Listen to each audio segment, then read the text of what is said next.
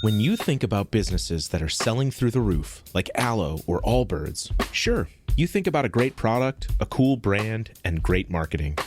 But an often overlooked secret is actually the businesses behind the business, making selling, and for shoppers, buying, simple. For millions of businesses, that business is Shopify. Nobody does online business better than Shopify.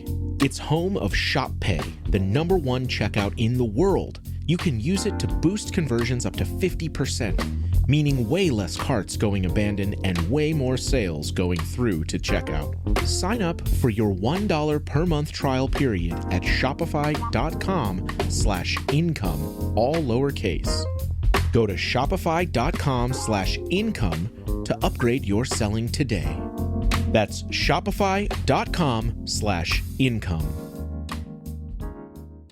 Ryan Reynolds here from Mint Mobile. With the price of just about everything going up, we thought we'd bring our prices down. So to help us, we brought in a reverse auctioneer, which is apparently a thing.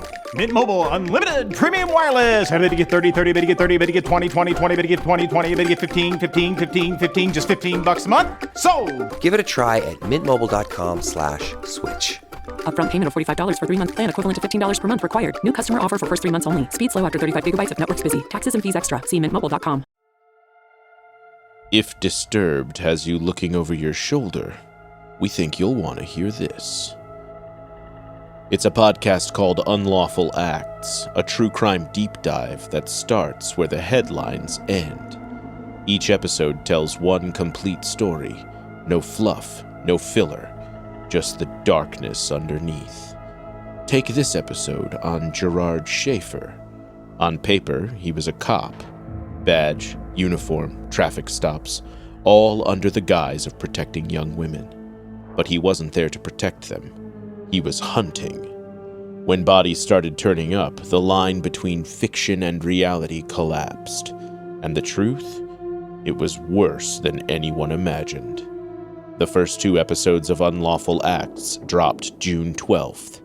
And right now, we're going to play you a piece from episode 1. Brace yourself. To understand how Schaefer became a monster, we first have to look at where he began. Gerard John Schaefer Jr. was born in Wisconsin in 1946, the first of 3 children. From the outside, his childhood seemed normal enough, a middle-class family that moved around a bit, eventually settling in Georgia and later in Florida.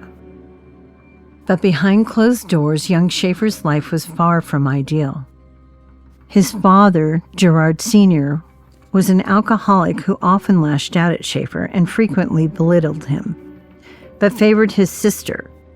This constant criticism and verbal abuse gave him deep resentment and anger towards his father. The more his father rejected him, he grew intensely attached to his mother, who doted on him. As a boy, Schaefer loved the outdoors. He spent hours wandering in the woods, hunting and fishing. These might seem like wholesome hobbies, but even here, early red flags emerged. A neighbor would later recall that teenage Schaefer was often killing things you can't eat, birds, small animals, that sort of thing. He wasn't hunting for sport or food. He was killing small animals just for the thrill. It was a glimpse into early cruelty, a hint that young Schaefer found pleasure in causing pain. Schaefer's high school classmates remembered him as a bit of an oddball. He wasn't a loner in the classic sense. He played on the football team for a while and got decent grades, but socially he was always reserved and often spent time alone. He had a reputation for harassing his female classmates. One vividly recalled that she and the other girls learned never to wear skirts around Schaefer unless they held the hems tight. He would literally contort himself to peek up the girls' skirts. It was more than teenage antics. It was creepy even then, peeping in women's windows at night, becoming a full-blown peeping Tom in his mid-teens. In his mind, he twisted these girls into villains, accusing them of encouraging him by simply living their lives. He would later admit that he despised them as sluts and whores. By his late teens, he was consumed with violent sexual fantasies. Schaefer later admitted that as a teenager, he would tie himself to a tree, gag himself, and fantasize about torturing and killing women. He had a girlfriend when he was 14, and Schaefer would make her take part in the role-play fantasies in which he tore her clothes off and raped her. She broke the relationship off after 3 years. Each time he pushed the envelope a little farther, the fantasies grew more graphic and extreme with each passing year, dominating his thoughts. As he later confessed, I would fantasize about hurting people, women in particular. It's clear Schaefer's psyche was twisted long before he ever wore a badge. To the outside world, Schaefer was just considered odd. He graduated high school and went into college aiming to become a teacher. For a moment, it looked like he might channel his life down a normal path. He married Martha Fogg in 1968 and seemed to be starting a stable life. But that marriage fell apart in barely 2 years. His wife cited extreme cruelty as the reason she left him. His brief marriage over, Schaefer was adrift. He'd been fired from the student teaching job for pushing his own views on students and clashing with school authorities. He managed to land a job as a police officer in the small town of Wilton Manors, Florida, in 1971. He hid his past teaching fiasco failures on his application to get on the force. At first, nothing seemed out of the ordinary, just a rookie cop trying to prove himself. But it didn't take long for his true colors to seep through the cracks. Schaefer quickly started abusing his position. He had an MO even as a cop. He'd pull over women driving alone for the smallest of infractions, any excuse to flash the lights and make a stop. Instead of tickets, he had something else in mind. Schaefer would flirt and try to ingratiate himself, and then later use the police database to look up these women's personal information. Armed with their phone numbers or addresses, he would call them up and ask them out on dates. Schaefer's superiors found out about his behavior, and after only about 6 months on the force, he was fired for conduct unbecoming an officer. Schaefer was desperate to stay in law enforcement. It gave him a hunting ground and a sense of power he couldn't give up. In June of 1972, he struck gold. The Marin County Sheriff Department decided to take him on as a deputy sheriff. He forged a glowing letter of recommendation from his previous department to help secure this position. Now he had a badge again. Just a few weeks into his new job, Deputy Schaefer was back to his old tricks and worse. In July of 1972, a date that would mark the beginning of the end for Schaefer's career, and the beginning of a nightmare for 2 young, innocent girls. On that summer afternoon, Schaefer was on patrol when he came across 18-year-old Nancy Trotter and 17-year-old Paula Wells hitchhiking on the road. Hitchhiking was fairly common then, and these 2 teenagers were trying to get to the beach. Here was a perfect scenario for Schaefer's twisted urges. 2 vulnerable young women who would likely trust a lawman. Schaefer didn't miss a beat. He picked them up in his patrol car, playing the role of a concerned officer. He lectured the girls about how dangerous hitchhiking was, telling them they could end up hurt or worse. The irony is thick. He was warning them about exactly himself. The girls told him that they were new to Florida and planned to hitchhike to Jensen Beach the next day. Schaefer saw an opportunity and offered them a ride. Grateful and unsuspecting, Nancy and Paula agreed to meet him the next morning for a ride to the beach, thinking he was a policeman.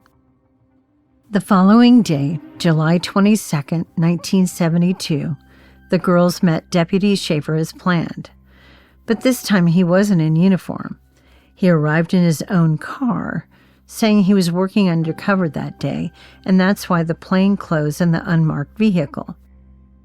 Any amount of doubt the girls might have had vanished with that explanation. They got in the car, and Schaefer headed off, ostensibly toward the beach. However, it wasn't long before the girls realized they weren't heading to any beach. Schaefer turned down the remote road, deeper and deeper into the wilds of Hutchinson Island, a swampy, underdeveloped area. When the girls questioned where they were going, Schaefer mentioned something about showing them an old Spanish fort in the woods. In truth, he was setting a trap. Far from the prying eyes, Schaefer stopped the car near a rundown shed in the dense woods. Suddenly, his friendly demeanor evaporated. He pulled a gun, and the girls' confusion turned into pure terror. Schaefer handcuffed and gagged both Nancy and Paula before they could even think to run. He grabbed them and dragged them into the trees. The girls must have been scared out of their minds, hearts pounding, not thinking clearly. This was a policeman and now bound their hands tightly behind their backs. He marched the girls a short distance to the 2 sturdy trees that he had decided would work for his purposes. Using a rope from his car, he fashioned nooses and slipped them around the girls' necks, tightening each noose and throwing the rope over a branch.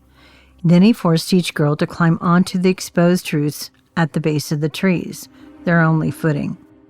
With cruel precision, he tied their legs to the tree trunks and secured the rope so that if the girls slipped or moved too much, the noose would strangle them. Nancy and Paula were now literally standing on tiptoe for their lives, bound and gagged, each balancing us on a small root with a noose biting into their neck. One wrong move, passing out or falling asleep, and they would hang. Schaefer reveled in their terror. He reportedly taunted them, making it clear what he intended. He would rape and then murder them. At that moment, the girls believed they were going to die in the woods and die in agony. But then, in a bizarre twist of fate, Schaefer was interrupted. His police radio, which he had left on, crackled to life with an urgent call from dispatch. The sheriff needed all units, including Schaefer, to respond immediately to a real police matter. Schaefer was caught off guard. He had to go, at least for a little while. He told his captives, almost casually, "I gotta go. Don't go anywhere. I'll be back for you." New episodes are released every Thursday with a new story each week. Check out Unlawful Acts wherever you like to listen. And hey, thanks. Hello, listeners. We're committed to making scary good podcasts for you to enjoy. With the lineup expanding to twice a week and new shows and formats coming your way, we want to make sure we're giving you exactly the horror you're listening for. We created a survey to gather feedback about the show and to learn more about you as a listener, to make the best Disturbed that we can. Interested? Go to theshowsurvey.com/disturbed to take the quick, anonymous survey and be entered into a drawing for a $100 Amazon gift card. Again, that's theshowsurvey.com/disturbed. Every week, we'll select a different winner for participating. And hey, thanks. Did it occur to you that he'd charmed you in any way? Yes, it did. But he was a charming man. It looks like the ingredients of a really grand spy story here, because this ties together the Cold War with the new one. I often ask myself now, did I know the true Jan at all? Listen to Hot Money, Agent of Chaos, wherever you get your podcasts.